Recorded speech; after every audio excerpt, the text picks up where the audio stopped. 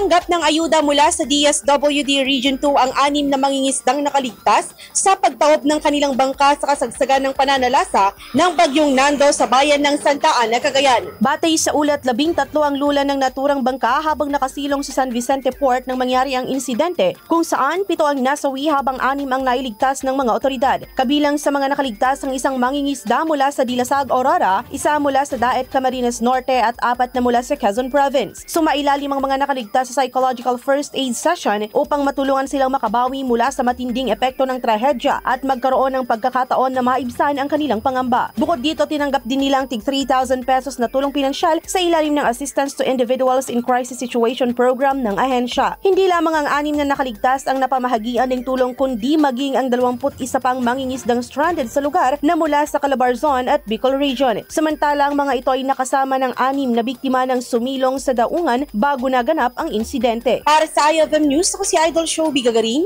Idol! IFM News.